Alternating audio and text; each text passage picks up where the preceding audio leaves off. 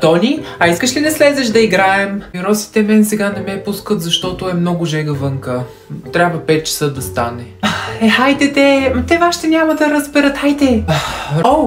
Роси, Лело, нали сме се разбрали? Тони, преди 5 часа няма да го викате. Той нашия часовник показва... Той има читателски дневник да си пише...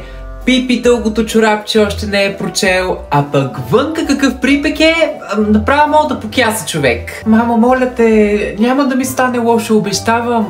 Тони, мамо, значи няма да се разправяме сега. Разбрали сме се. Роси, ти виж няма какво да прави и ти веднага да слезеш пред блока. Мамо, не е така. Айде, Роси, Лело, после след 5 часа ще играете. Че сега направо лошо мога да му стане на човек. И, нали сме се разбрали, преди 5 часа не го викайте, стига сте звъняли